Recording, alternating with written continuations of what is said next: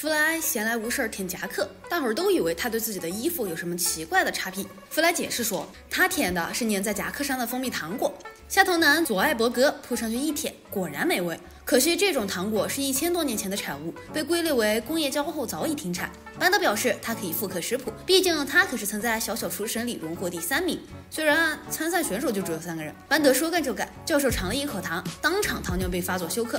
弗莱一瞧，教授居然没有原地爆炸，说明还不够甜呢，往里面猛灌几麻袋工业糖精，古法复刻的蜂蜜糖果新鲜出炉。大伙儿品尝一番后都觉得太粘牙，艾米的后槽牙都被粘下来几颗。下头男说别慌，有他这位牙齿修补专家在，周5来诊所挂个号啊。艾米查看了一下自己的行事历，结果被提醒20年前她建立了一个备忘录，今天也是她当妈妈的日子。她的爱人克洛克族的基夫赶来说，时间到了，大宝贝，准备迎接小宝贝们的诞生了吗？众人都有点懵，艾米这啥时候有了私生子啊？基夫用20年前的生产影片解释了这件事儿。作为2期新人，基夫在20年前生下了一大堆卵，这些卵即将孵化，产卵的基夫是爸爸，照顾幼儿的艾米是妈妈。艾米又激动又紧张，这群滑溜溜又恶心的小宝贝可是陈爹爹的责任呀！众人飞往2期9号星参加了诞生仪式，班德直接扣了摄像头，免得被恶心的2期星宝宝辣眼睛。艾米的爸妈也赶来看孙子，紧接着接生婆出现了。在艾米和基夫过渡到父母的身份期间，她将一直担任顾问和指导，以维护克洛克族的传统。基夫产下的卵成百上千，沼泽里全是小宝宝，但他们在投入父母的怀抱前，还得面对残酷的自然挑战。适者生存，蛇虫鼠蚁都聚集到沼泽里，分享这顿自助大餐。虾头男也混在里面开吃，最终上岸的宝宝只有3个半。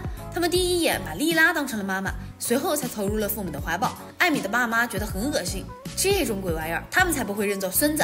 2口子连红包都不会发，直接扬长而去。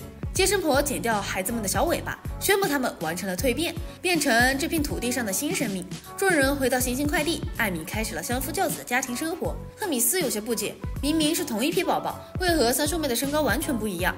基夫解释说，宝宝的生长速度取决于他们所处的水温，最小的在冰冷的深水区，中等的在温和的中层区，最大的在温暖的浅水区。弟弟妹妹们还在牙牙学语时，老大已经进入了叛逆期。宝宝们经常将莉拉误认成妈妈，这让他非常不解。难道就因为他们都是独眼儿？艾米说，事实上20年前是莉拉让基夫怀了孕，这就不得不提到2期新人的繁衍方式。在一部星际生物繁衍大全的影片里，详细介绍了全宇宙最无聊的繁衍方式，那就是2期新人，他们只需要碰一下手就能完成受孕。所以宝宝们生物学上的妈妈是莉拉，社会学上的妈妈是艾米，用个人类的通俗说法就是代孕。艾米和基夫完全不在意这些，他们兴奋地沉迷在父母的角色中，想尽一切办法哄孩子们开心。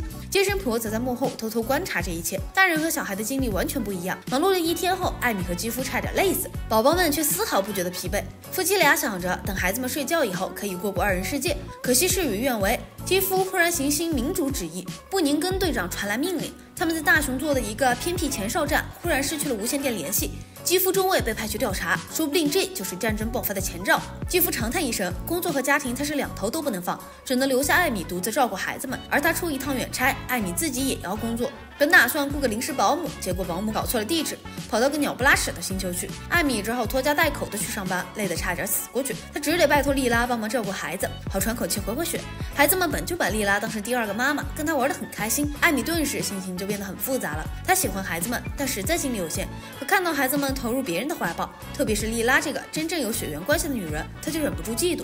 生产了孩子会被夺走的危机感。莉拉对付经历过剩的孩子很有一套，直接让他们上跑步机，每天跑几百公里，看他们还有没有力气闹腾。接生婆暗中观察，连连点头赞赏。另一边，基夫开着雨云号来到了大熊座前哨站后，只有1名生物学家迎接。他解释说，大熊破坏了发射机，所以才和行星民主秩序失去联系。除此之外，这地方一切正常，无需担心。生物学家先是研究鲸鱼，然后研究水熊虫。他们发现自己到目前为止还没找到喜欢的生物，个人喜好和工作是分隔的。所谓生物学家就是这样混工资。基夫修好了发射器，准备回去复命。不靠谱的布宁根队长因为随地乱扔糖果包装纸，勾起了水熊虫的食欲，被拖进了洞里当点心。基夫长叹一声，拿起枪被迫加班。进洞前，艾米忽然打开视频通话。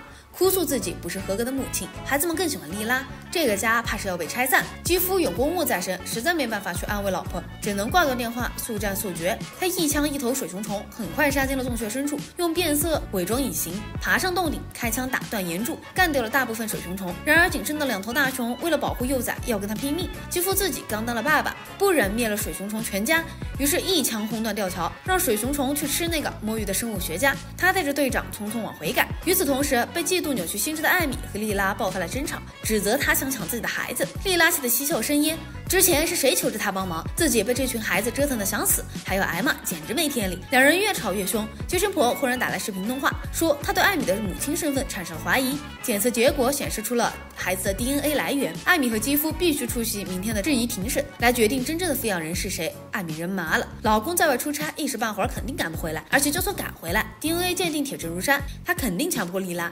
他这母亲看来是当不成了。艾米向莉拉道歉，认为自己不该胡乱发火，迁怒别人，希望莉拉当了抚养人后能够好好照顾孩子们。第二天庭审开始，基夫姗姗来迟，差点被判定为自动弃权。孩子们意识到妈妈可能要换人了，都舍不得艾米，母子情深令人潸然泪下。最终，艾米的真诚打动了庭审官，他保住了抚养权，一家和睦，其乐融融。最嫌弃2期宝宝的班德也和着拉菲，留下几滴机油。以上就是《飞出个未来》第11季2集的全部内容。这里是草泥影院，感谢观众朋友们的关注和支持，下期视频我们再见。